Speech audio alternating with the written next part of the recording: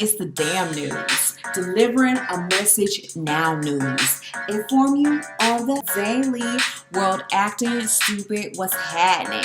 What's happening? It's the damn news. Delivering a message now news. Inform you on the daily world acting stupid. What's happening? What's happening? It's the damn news. Delivering a message now news. Monday and Friday we airing. World acting stupid. What's happening? What's happening? Hey y'all, and welcome back to D.A.M.N News. Still can't believe we're calling it that. I'm Brittany Leapart. All right, so let's talk about COVID-19. During the early stages of learning about the virus, it was widely reported that African Americans didn't get the virus. Then it was reported that African Americans did get it, but were not heavily affected. Then it was not only are African Americans affected, but in a disproportionate way. I'm talking African Americans make up 13.4% of the U.S. population, but account for more than half of the COVID-19 cases and almost 60% of deaths. So I wanted to talk to someone who actually has it and get his perspective on all of this. Don't worry, we made sure to practice social distancing. All right, so I'm actually here at the house of Emmanuel Baptiste, and as you see, I have my gloves. I don't have my mask because he's actually seated upstairs, hanging out the window, like the old man in the shoe. I was actually in New York on a business trip, and working out the day before, my brother, and 2 days later, my whole body was just weak. So I'm thinking it's like from the workout that we did and everything. And he's like, nah, you don't feel like how I felt. And later that night, I just had a fever. It's like 106, 105 or something like that. And after that, it was just fever. My body just like fell apart. 2 days later, I lost smell, couldn't taste anything.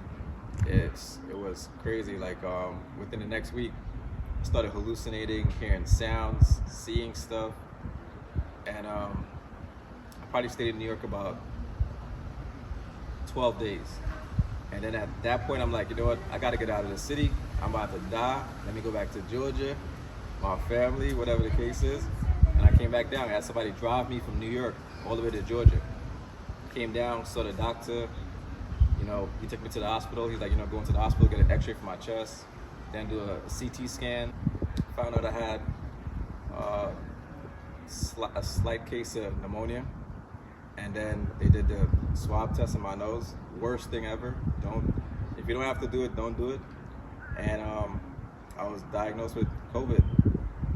So I've been here since the 12th of April. In the room, like can't contact nobody, can't interact with my family. It's been crazy. did you ever have any diseases, illness? No, I don't even get the flu. When was the last time you were sick?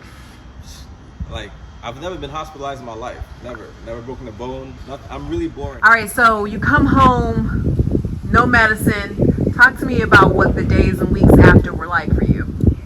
It was tricky because I normally like to do stuff myself, and I move around a lot, always going outside, getting stuff done.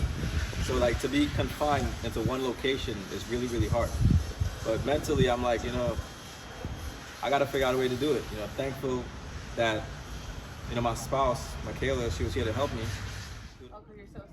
So one of the things we've seen with this whole COVID virus is that it doesn't just affect the individual, but it also affects the family. So we're actually having a sit-down conversation with Emmanuel's spouse, Michaela, to just see how it's affected their family as a whole.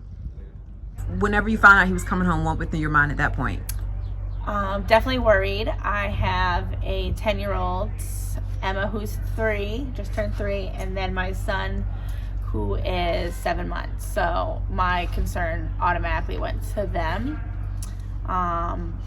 just because the whole thing's just so scary. So I was like, he's gonna be in the same house. Where's he gonna stay? How are we gonna keep the kids separate from him? Especially Emma, she's obsessed with her dad. So I was like, how are we gonna make this work and all be okay in here without everyone else getting COVID-19? How have you made it work with no one else getting COVID-19? What I've been doing is just taking precaution. I've been wearing gloves. I've been delivering. I do not go into that room that he's in. So he's down the hall. He has his own bathroom down there in his room. He stays there. And I will bring food up. I'll put it on a box out front of the door.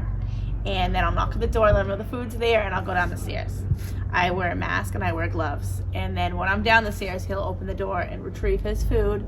And that's kind of the tricky part, because then when he's done, I have to take the dishes downstairs because I can't set up in the room. He's been in the room now for 30 days. So he has been up there. Yeah. In that window, waving, talking to you guys through the window. In the shoe. The entire time. The entire time. How has that affected your relationship? It's been crazy. I mean, I have 3 children to take care of, plus a grown man, but he actually does need me to do everything because, you know, he needs his clothes washed still, he needs food to eat, breakfast, lunch, and dinner, he needs snacks, he needs tea, he needs his medicine, he needs vitamins. So it's definitely been a lot on one person, but I mean, you get through it each day. It gets easier, I feel like. We come outside and see Dad, don't we? How do you give Dad a hug? Air hug. The biggest concern and the biggest part is just not getting the kids sick. But also getting myself sick as well, because I'm breastfeeding my son. And if I get sick, I mean, I can't quarantine for 14 days without any interaction. My kid needs milk, you know, and my other kids need me as well. So it's so important that I don't get sick as well. Right now, it's probably the worst time that he could have gotten it. Our daughter just turned 3 on the 1st. He missed that. He had a Zoom call with us. I mean, it's that serious. He won't even come down just to sing happy birthday. We are taking every precaution possible to make sure that everyone is healthy, because this whole thing is scary. And you guys had Mother's Day, and he celebrated from there. Celebrated from upstairs, and he's ordering things online, having them sent. So he's still present. Yeah, he is. He's doing the best he can from up there. What do you want to do when Daddy comes out of the room? Give a hug. Give him a hug? Give him a hug. Yeah? That's a damn hug. He give you a hug? Yep. You love Daddy's hugs? Yeah. Yeah, it looks like he has a lot of hugs waiting for him when he comes out of that room. He sure does. Mario, baby! Shh, don't do that. Have you ever wanted to know what the offspring of Cardi B and Will Smith would look like? No? Too bad. Here you go. Name is Hennessy. Mm-hmm. You know what I'm saying? My sister's name is Hennessy, right?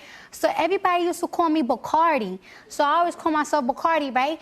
And then it was my Instagram name, like Bacardi, Bacardi B.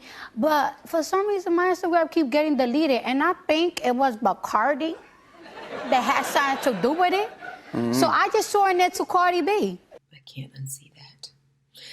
And there's a lot to be said about staying in your own lane, doing what you're called to do, and not trying to copy someone else's formula for success.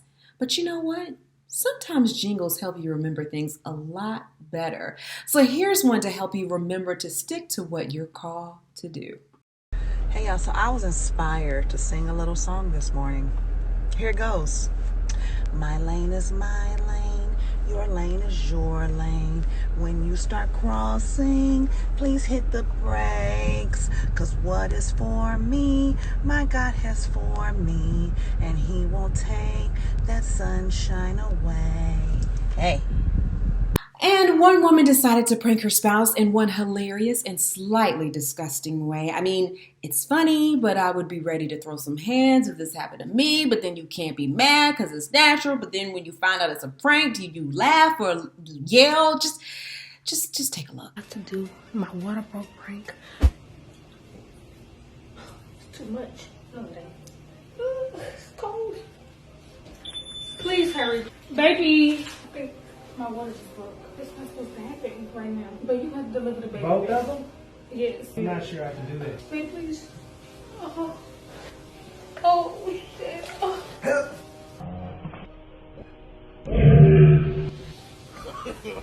No. What is this? I'm so sorry, babe. Oh. Hold on a second. This is real too much. Hold on a second. Baby, I'm so sorry. Just give me a second. Baby, hurry. Oh. Listen. Well, that's it for today's show. If you caught it in my lyrics to my Savage remix, you see that D.A.M.N News is airing Monday and Friday at noon.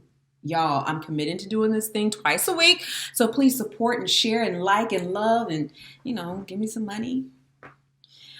All right. Until next time, enjoy your weekend and please don't do anything to end up on the show. Bye.